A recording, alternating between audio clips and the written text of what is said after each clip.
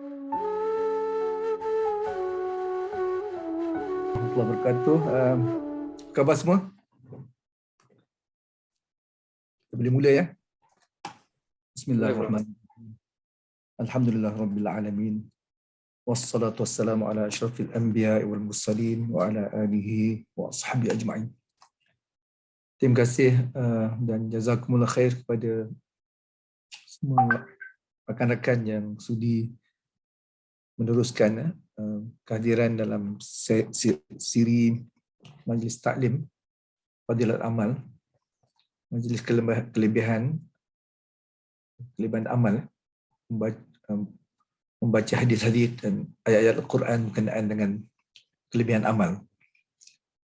Seperti yang saya beritahu dalam sesi semalam, kelebihan amal ni seperti kelebihan mal lah, kelebihan harta benda, yang tu memang semua orang tahu ya. Kelebihan pangkat dan darjat dan harta benda, emas, belian, intan, perak ni semua manusia faham dan semua berlumba-lumba untuk mencarinya. Baik yang Islam, bukan Islam, samalah. Orang miskin pun, orang yang golongan yang tak berada pun, kalau boleh dapat benda itu, mereka akan cuba sedaya upaya untuk mencapai kelebihan perkara-perkara dalam dunia yang sementara ni, yang Allah letakkan benda tu sebenarnya kalau tak ramai orang boleh dapat. Contohnya intan, permata, belian ni, benda yang lagi mahal sikit je bagi kuantiti dan lagi mahal harganya lah. Jadi perkara yang lebih bernilai dan berharga ialah kata amal. Yang tu in abundance, macam udara lah. Udara sangat bernilai. Semua orang dapat percuma. Mujurlah udara ni dapat percuma. Kalau boleh dibisneskan pun orang akan charge. Orang kata apa? Ada orang kaya, dia masuk hospital, dia keluar tu dia menangis. Masa COVID lah kan, dia kata rupa-rupanya inilah nikmat ni, dia kata kena bayar, bila kena bayar di hospital baru dia tahu Allah bagi pada kita secara percuma ni. Tak pernah datang bil. Kalau datang bil daripada Allah Ta'ala lah, kalau dia nak macam servis provider lain, banyaklah berapa kubik, tak tahu berapa sisi yang kita bernafas. Betul lah? Huzairi, Rizal. Jadi kita nak rasakan bahawa orang kata perkara yang kita selama ni take for granted, percuma, sehingga hilang nilai tu, kita tak rasa bahawa benda tu sebenarnya kalau tak ada, bila kita hilang mata, orang yang accident, hilang tangan, kaki, baru dia rasa nikmat kesihatan bila sakit, bila nikmat muda bila dah tua, nikmat sihat sebelum sakit, nikmat ketenangan fikiran sebelum Allah ambil balik, nikmat kaya sebelum miskin. Nikmat dunia ni Allah bagi sementara, yang kita perlu gunakan dengan sebaik mungkin lah. Jadi amal ni, kita nak bercakap tentang kepentingan amal dan nilai-nilai amalan ni. Inilah perkara yang Nabi kita Muhammad sallallahu alaihi wasallam selalu tekankan. Kalau dalam keadaan sahabat-sahabat Nabi kan, dia punya bias, orang kata dia punya default is akhirat sebenarnya. Macam mata gergaji kan. Kalau kita tahu gergaji tu, dia boleh, kalau kita bengkok, kalau katalah dia ke sebelah sini, nak luruskan dia kena tarik ke sebelah sini, baru dia pergi tengah kan. Jadi kemana kecenderungan hati kita ni, kalau dalam khutbah Jumaat kita ingatkan orang yang hadir khutbah tu, wala a'udzubillahi minasyaitonir rajim, wala tansa nasibaka minad dunya. Janganlah kamu lupakan nasib kamu daripada dunia ni, dia ingatkan. Macam tak berapa kena kan, sebab hati kita ni memang sentiasa terpaut, sentiasa kita nakkan benda tu. Sahabat tak? Sahabat Nabi radhiyallahu anhum ajma'in ni, mereka sentiasa terpaut pada akhirat.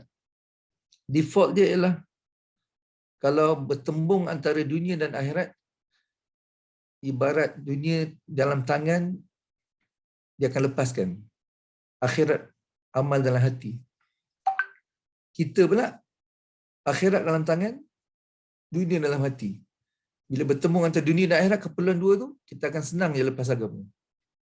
Ini terbukti kalau orang yang bekerja terpaksa meninggalkan semayang ataupun overtime, dia terpaksa tinggalkan satu amal yang patut dibuat, dia akan tinggalkan. Kerana dia tinggalkan fardu ain yang ditinggalkan.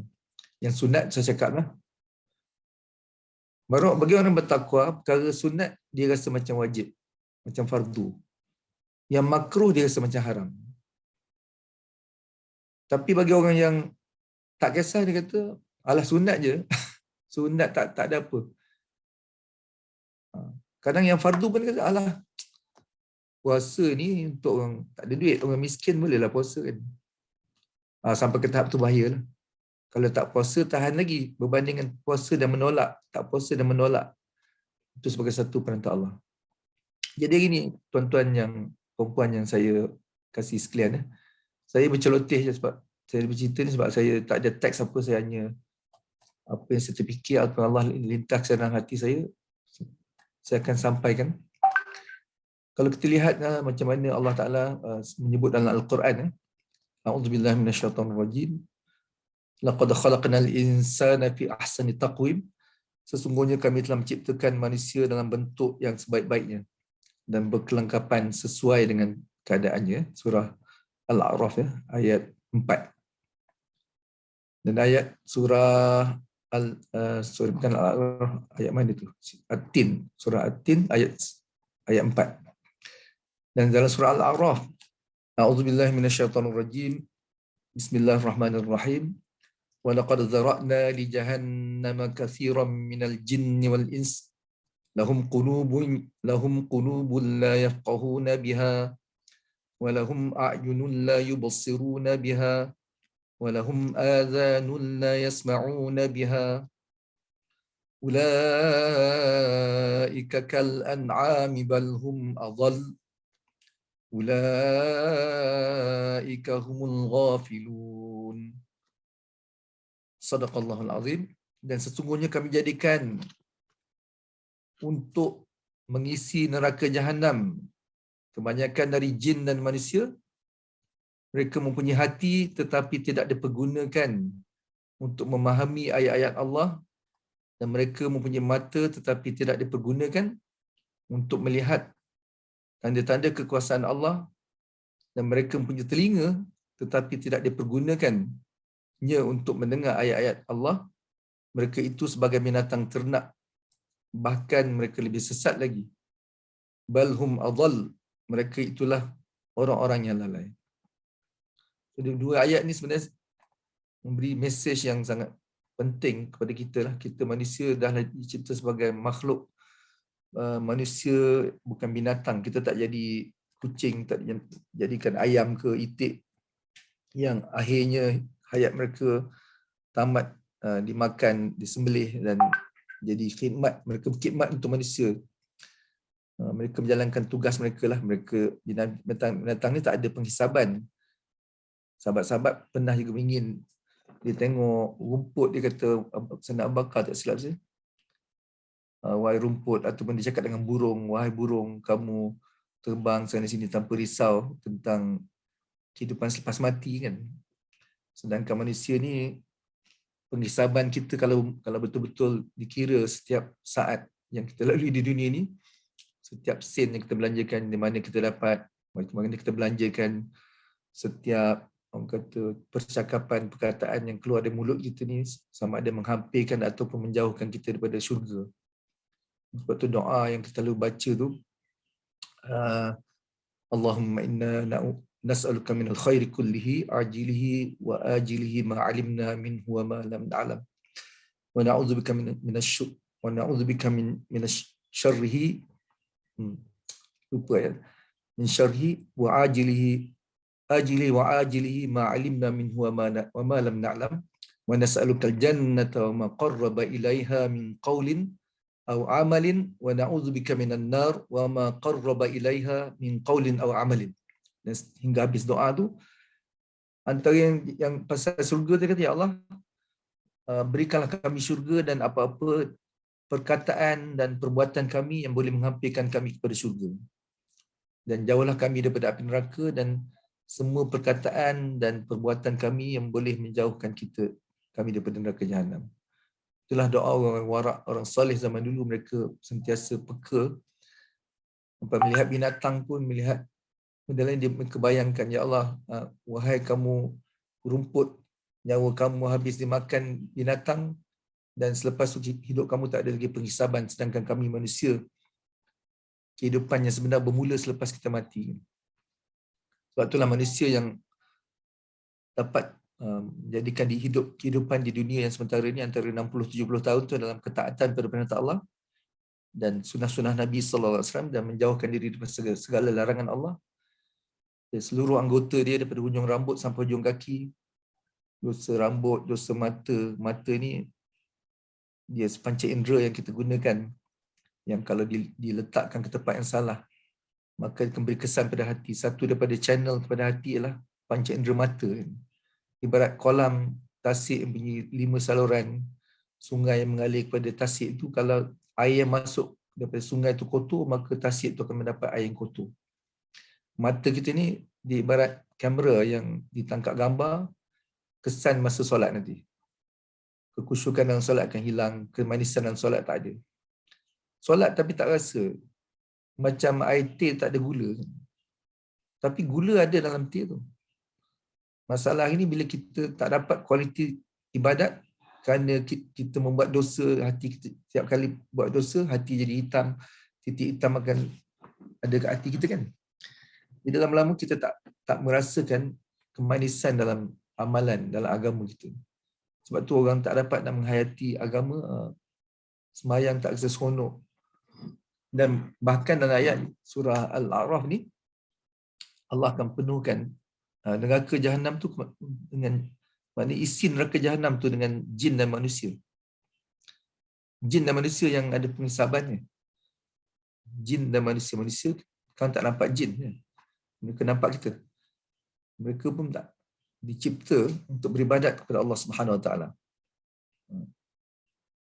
Mereka mempunyai hati, tetapi hatinya tidak digunakan untuk memahami ayat-ayat Allah. Dan mereka punya mata tetapi tidak digunakan untuk melihat tanda-tanda kekuasaan Allah. Dan mereka punya telinga tetapi tidak digunakan untuk mendengar ayat-ayat Allah. Orang yang macam ni, na'udzubillah, mereka ni sebagai binatang ternakan, Allah kata. Ulaika kal an'am bal hum adall. Bahkan mereka lebih sesat daripada binatang. Darjat mereka lebih jauh jatuh di bawah peringkat atau darjat binatang. Bahkan binatang kadang lebih baik daripada manusia yang begitu. Saya ingat satu kisah di UK, ada kawan saya cerita dulu. Saya ingat tahun 80-an saya dengar ceramah-ceramah kawan-kawan ni yang dia bagi satu contoh, Profesor Ghani, Profesor Abdul Ghani daripada Universiti Melaya. Kalau siapa kenal, beliau banyak memberikan contoh-contoh yang praktikal lah. Dia kata di Manchester ada satu kejadian di mana seorang polis dalam patrol car, kereta peronda polis, ada penjahat keluar pisau dan tikam dia. Jadi bila dia tikam polis tu matilah. Tapi ada seorang pejalan kaki dengan anjing melepaskan anjing dan mengejar penjahat tu. Maka anjing dah menangkap penjahat tu dan dia manage tu apa dah. Jadi kata sekarang ni nampaknya anjing tu lebih baik daripada manusia ni. Sebab anjing boleh menangkap penjahat pula kan. Dia kata walaupun kita usaha apa yang di luar kita ni, perkara di luar boleh meningkat nilai dan menjadi baik daripada kita. Tetapi kalau kita lupa mengusahakan di atas dalam diri kita ni, sifat-sifat kita sendiri kita lupa nak usahakan, baru kita akan jadi gila teruk daripada benda yang kita usahakan tadi.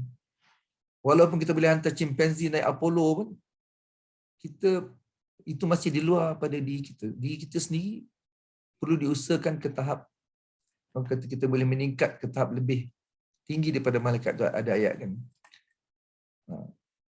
Kalau teruk, paling teruk, radadnahu asfala safilin, lagi teruk di darjat di bawah pada binatang.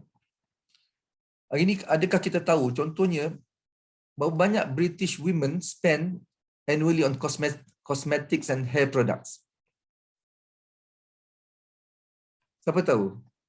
Berapa banyak British women spend on cosmetic? Boleh enable sharing tak screen? Ni ayat tu saya simpan sebab saya nak baca ayat ni. Saya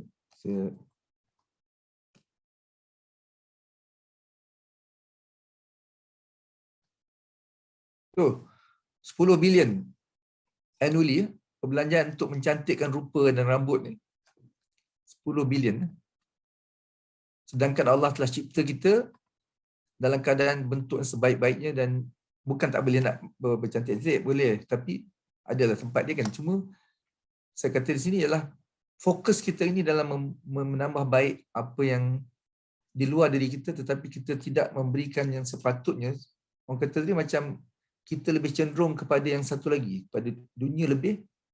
Bila kita macam mata gaji terlampau lebih pada dunia, kita nak tarik banyakkan cerita akhirat lah sebenarnya, baru duduk tengah. Baru bila lurus mata gaji tu. Kalau mungkin tak boleh faham kat analogi ni. Sahabat tak mereka memikir tentang akhirat sampai ada sahabat yang kata aku tak nak kahwin. Aku tak nak buka-buka puasa dan aku tak nak tidur malam, nak berjaga malam je. Nabi beritahu, aku pun kahwin, aku pun tidur dan aku pun buka puasa. Mereka terpaksa diingatkan begitu. Kerana mereka dah sampai tahap yang akhirat menjadi begitu besar, amal menjadi begitu besar, pasar bila berkumandang azan, mereka tinggalkan. Dan seorang sahabat nak lengkapkan satu bangunan, satu bata lagi, dengar azan, dia tinggalkan. Walaupun satu lagi, sikit lagi nak siap bangunan tu. Kerana mereka betul-betul merasakan Allah Maha Besar daripada segala-galanya. Tengok tadi yang di sini kan. Ini produk-produk orang yang hari ini kita nak mencantikkan diri kita. So itulah tujuan kita, insya-Allah setiap hari kita sama-sama dalam majlis taklim ini untuk kita sama-sama ingat memperingati tentang, terutama sekarang bulan Ramadan ni. Saya ada baca hadis yang pertama bulan Ramadan. Saya ingatkan semula hadis tu yang tentang di penghujung bulan Sya'ban, Nabi sallallahu alaihi wasallam telah bersabda kepada para sahabatnya tentang bulan ni, panjang yang kita baca itu. Di mana kupasan dia, dikata dalam keterangan hadis tu terdapat perselisihan dalam kalangan para muhaddisin terhadap kredibiliti beberapa orang perawi hadis yang dibacakan tu. Namun demikian, hadis riwayat mereka ini masih boleh diterima dengan alasan bahawa pertamanya hadis ini merupakan hadis fadail. Kadang-kadang orang kata hadis dhaif, tapi hadis dhaif untuk fadail amal boleh, bukan untuk buat hukum. Dan keduanya, kebanyakan isi hadis ini disokong oleh riwayat-riwayat yang lain. Berapa perkara yang dapat diketahui daripada hadis yang dibacakan 2 hari lepas biasa. Pertamanya, perhatian yang diberikan oleh Nabi SAW secara khusus pada akhir Sya'ban, pada akhir bulan Sya'ban, untuk memberi penerangan dan peringatan kepada orang ramai agar tidak satu saat pun daripada bulan Ramadan Mubarak berlalu dalam keadaan lalai. Kita nak diingatkan di akhir bulan Sya'ban tu, ingatkan jangan kita dalam bulan Ramadan pun lalai juga.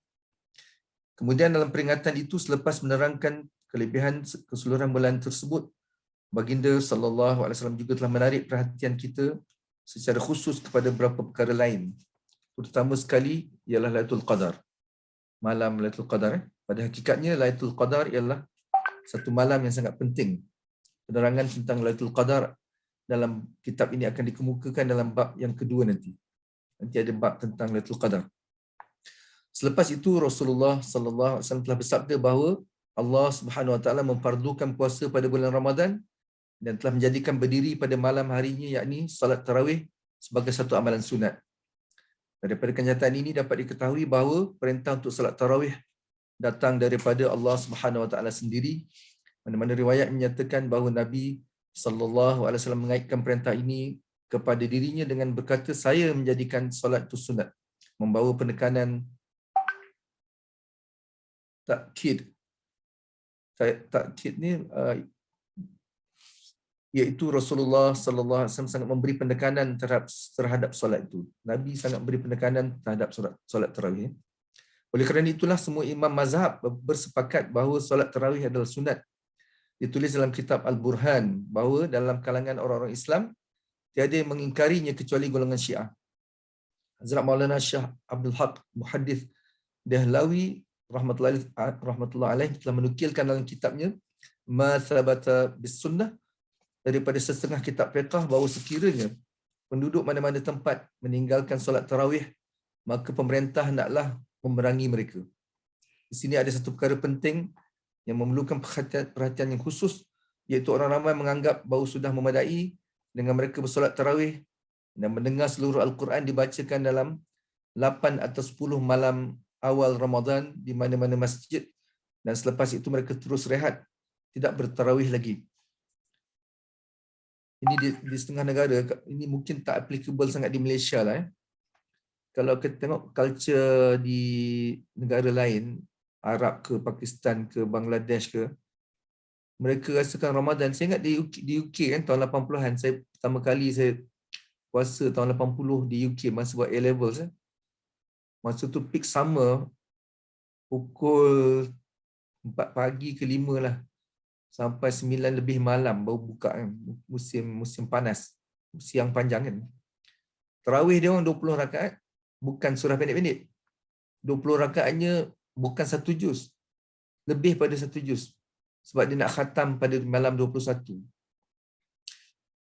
Kalau kita pergi Masjid Seri Petaling, ada yang banyak juz, bukan satu juz, 2 juz, 3 juz, ada banyak juz untuk satu malam. Berdiri dia sampai, kalau kita tak kuat lah, kita punya kekuatan dalaman kita, iman kita lemah, memang kita akan rasa Allah, memang tak boleh ikut. Yang 8 rakaat pun dah tak larat.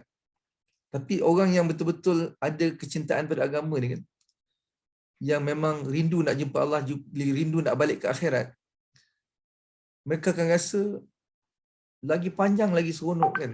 Dia rasa tak puas mendengar Quran dia baca. Itulah sunnah dia. Mendengar dan membaca Al-Quran. Mendengar keseluruhan Al-Quran 30 juz sunnah. Membaca 30 juz pun sunnah.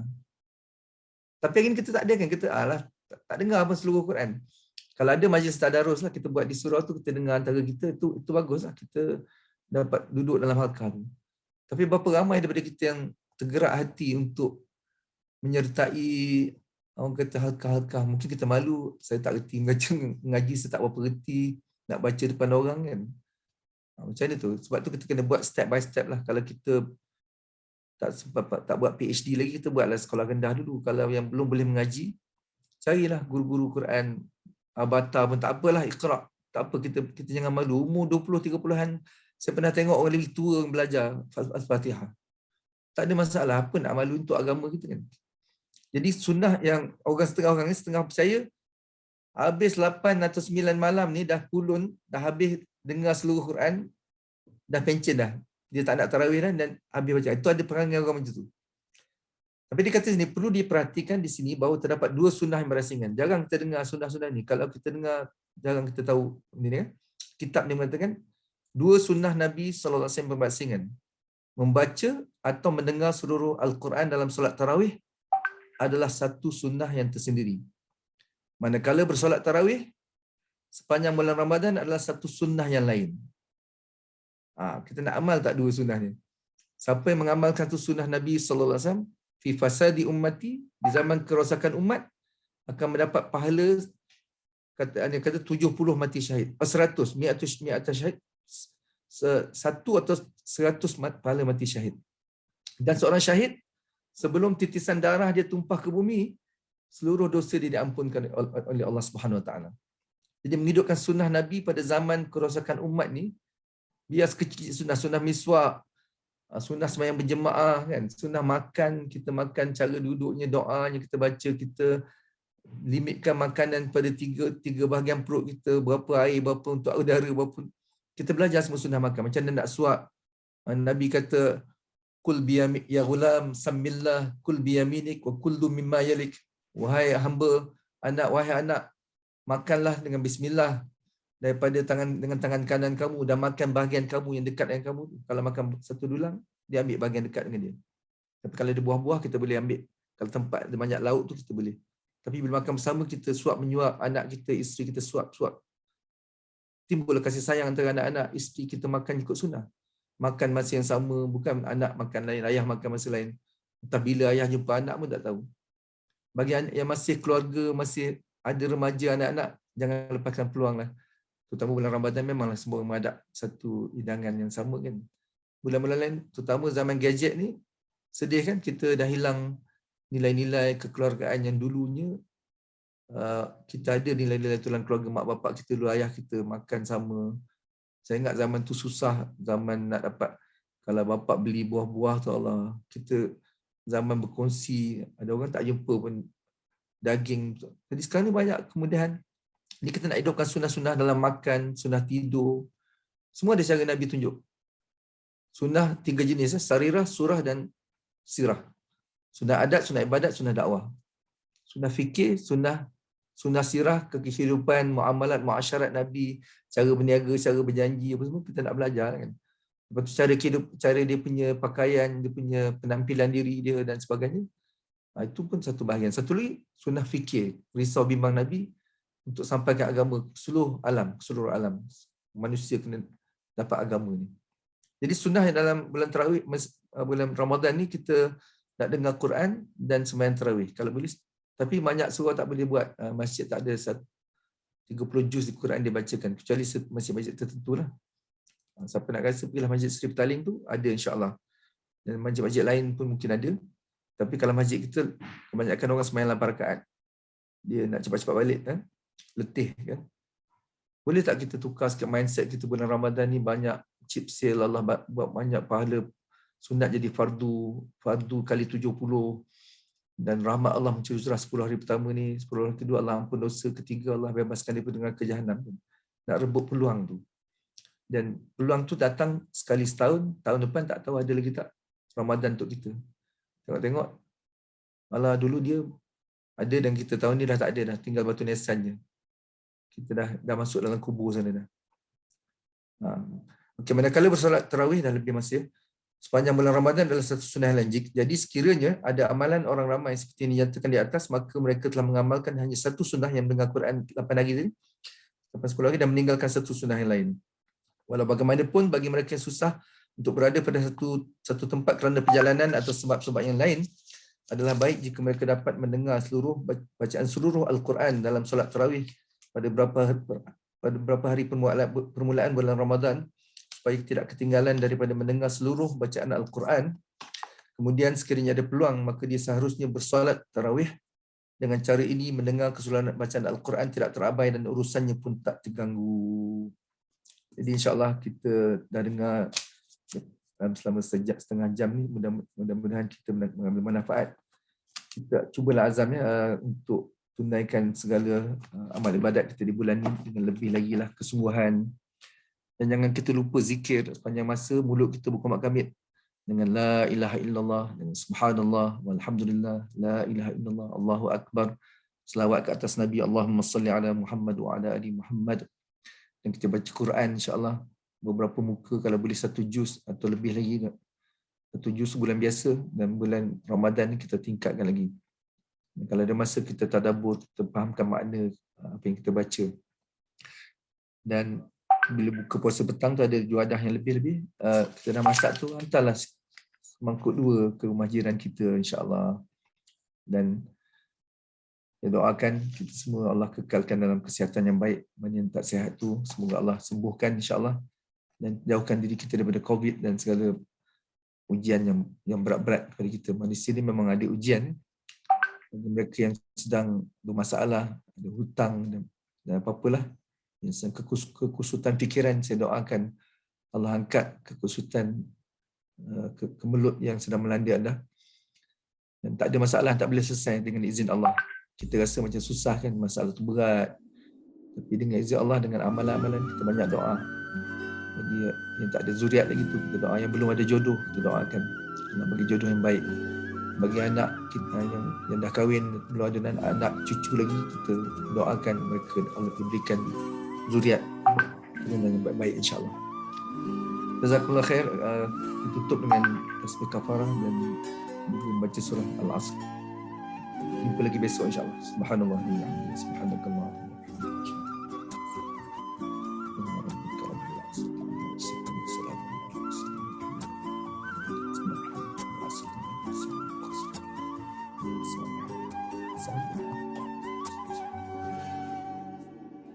Terima kasih. Jazakumullah khair semua. Assalamualaikum.